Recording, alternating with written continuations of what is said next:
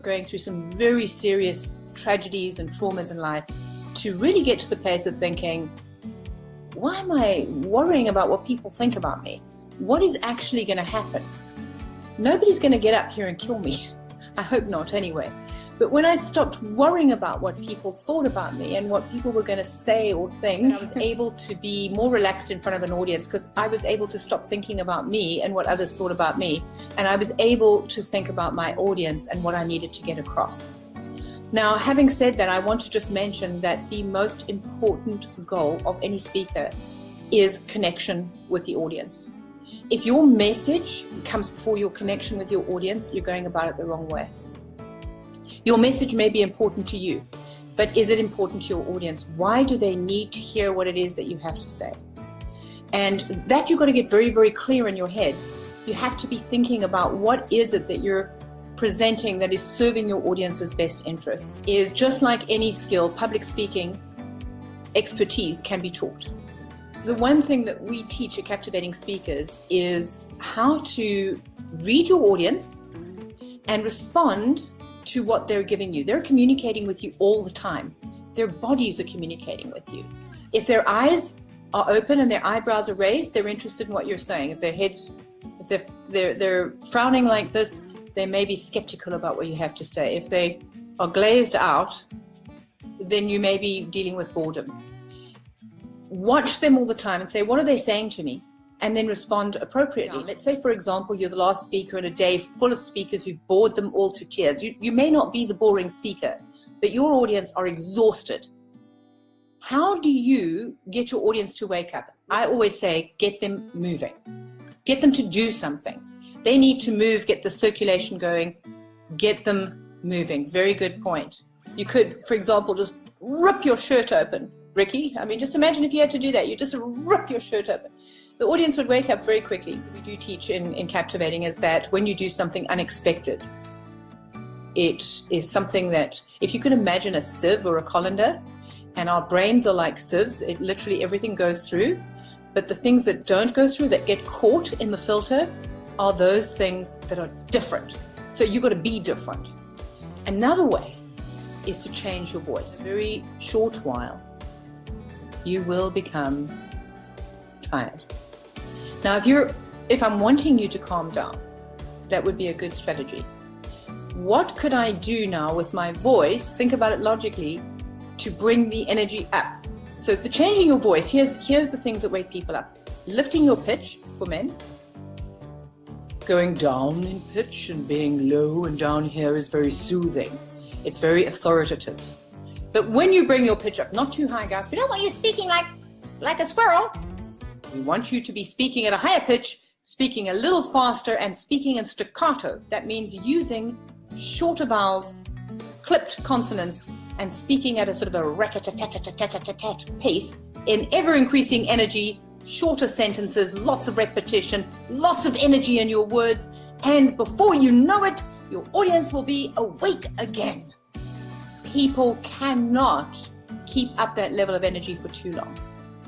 Just as you have a story arc, you need to build in intensity, build in tempo until you reach a climax.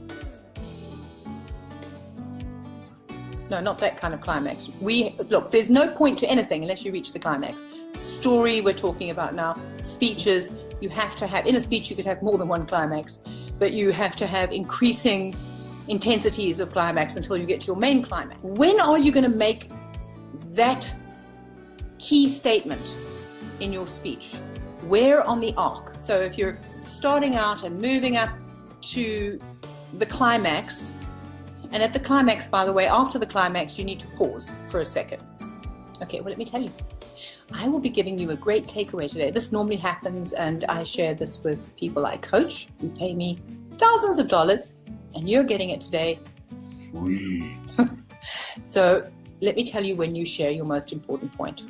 It's not at the climax.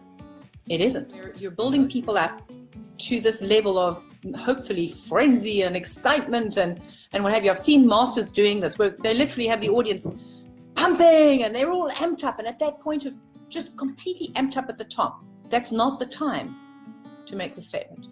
The statement is made when you've built them to that peak and after the pause. So go to the peak, then pause, then make your point. Can you remember those three? So move up to the peak, pause, make the point. Then the point impresses itself. It's very powerful, guys. If you can just remember this one key takeaway from today, you to challenge yourself tonight to think about a TED Talk, to think about any talk or speech that you've heard recently. And I want to give you just a few seconds to think about that speech, and then just do this exercise with me. I want you to think about, what do you remember? So I'll give you a couple of seconds to think about it. So for example, if you lived in the time of Martin Luther King Jr., if he was repeating the I have a dream speech, at the end of that speech, you'd be able to remember, I have a dream, 4 words. We talked about waking people up and how you could do something startling, unexpected, surprising. And we talked about how you can use your voice, and we can build up to a crescendo, go build up to the peak, pause, make a point. We have to have a key point. But the next thing is to reinforce with a story. So very, very important. I'm not going to give you too much more, because otherwise I'll be giving away too much of the kind of content that I will be covering in my What It Takes to Captivate course coming up soon. And you're going to learn all sorts of exciting techniques. Trust me, it's what I've learned over 30 years. How many of you want to be a captivating speaker? How many of you want to be able to speak in a way that makes people listen? If you're an author and you're selling books, you want to do that. If you're a business owner and you are selling products or services, you need to know how to do that. This is probably the most valuable skill that you can learn. And I'm going to repeat this. Anybody can speak. Anybody can get up and speak. But it takes a special skill to be captivating, to grab and to hold an audience's attention and keep that audience riveted. Even more importantly, that when you leave the stage, that they leave with a message that they will not forget. It's almost a tongue twister. Guys, try and say that 3 times quickly. Peak, pause, point. Peak, pause, point. Peak, pause, blah, blah. Not a good idea.